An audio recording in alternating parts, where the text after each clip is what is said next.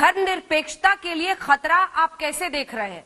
प्रधानमंत्री अगर इतने लंबे वक्त तक एक फैसला रुका हुआ था, राम मंदिर का निर्माण हो रहा है और खुद सुप्रीम कोर्ट ने सेंटर की भूमिका देखी थी ट्रस्ट बनाने में, फिर प्रधानमंत्री का जाना सेक्युलर इंडिया के खिलाफ कैसे?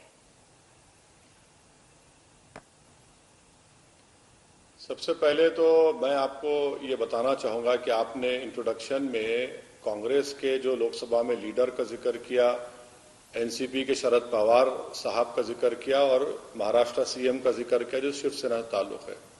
मेरा मानना यह है कि तीनों पार्टियां, शरद पवार साहब तो उस वक्त कांग्रेस में ही थे, ये तीनों पार्टियां बाबरी मस्जिद की शहादत में बराबर की मुलविस हैं। बल्कि जब पूरे देश से अगर मिट्टी जा रही है तो मैं तो ट्रस्ट के लोगों से कहूंगा कि भैया जरा कांग्रेस के हर पॉलिटिकल ऑफिस से भी मट्टी मंगा लीजिए, क्योंकि इन्होंने भी बड़ा रोल अदा किया बाबरी मस्जिद की डिमोलिशन में। और अब आपका जो अहम सवाल है, देखिए मैडम, आप जानते हैं कि 1966 से पहले राम जन्मभूमि का कोई मसला नहीं था। 66 में वीएचपी बनी और 1989 में बीजेपी ने पालमपुर रेजोल्यूशन पास किया। उसके बाद बाजाब्ता राम जन्मभूमि का मसला शुरू हुआ। बल्कि 84 में इंदिरा गांधी के कत्ल से पहले एक रथ यात्रा दिल्ली को आ रही थी। इसमें बीजेपी और शिवसेना का बहुत बड़ा रोल रहा इसको एक इशू बनाने के लिए।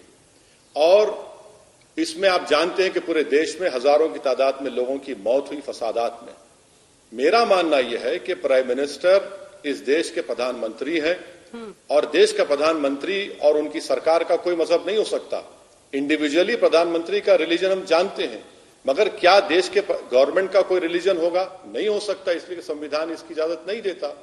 अब जब प्रधानमंत्री वहां पर जाएंगे तो प्रधानमंत्री क्या पैगाम दे रहे हैं? नंबर 1 पैगाम ये दे रहे हैं कि हमारी पार्टी ने, विश्व हिंदू परिषद ने और बीजेपी ने इस राम जन्मभूमि का आगाज किया। हमारी पार्टी ने शिलान्यास के नाम पर परमिशन लिया और बाबरी मस्जिद को शहीद किया।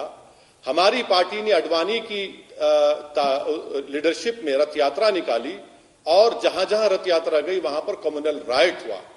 नंबर 1 पॉइंट ये कि प्रधानमंत्री वहां अगर जाते हैं जब प्राइम मिनिस्टर, तो पैगाम दे रहे हैं कि हमने अपनी पार्टी की आइडियोलॉजी जो शुरू की थी और उसमें हमने कामयाब हुए।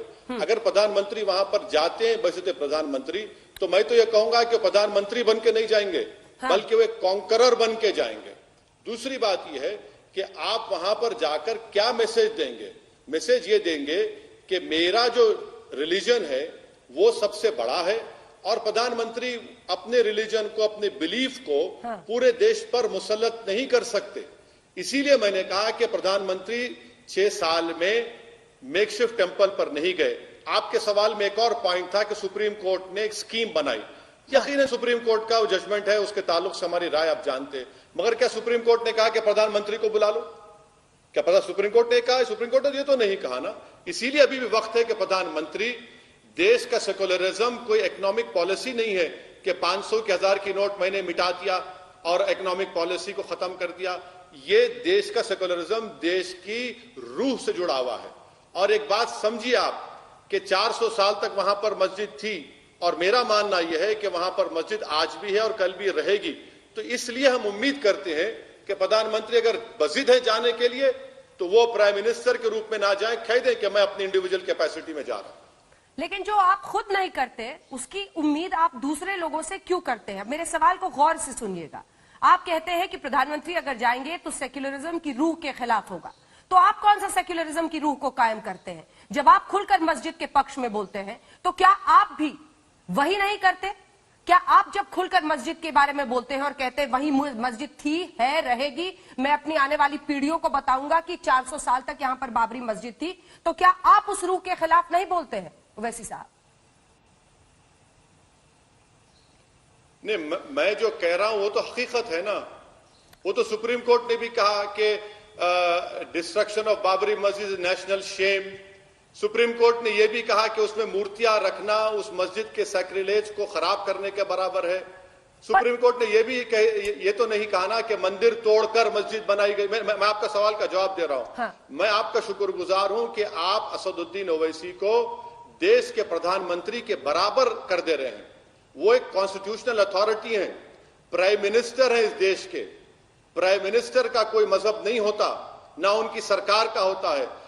कह दे नरेंद्र मोदी, कह दे कि भाई मेरी सरकार का रिलीजन ये है और मैं इस रिलीजन को मानता हूं, तो आप खत्म कर दीजिए ना संविधान को। असदुद्दीन ओवैसी की पार्टी ने तो 6 दिसंबर को वहां पर किसी की इबादतगाह को शहीद तो नहीं किया। असदुद्दीन ओवैसी की पार्टी ने 22 और 23 दिसंबर 1949 रात के अंधेरे में वहां पर किसी मस्जिद, किसी के इबादतगाह में जाकर नमाज तो नहीं पढ़ी। ये तो फैक्ट है। हमने सुप्रीम कोर्ट को धोखा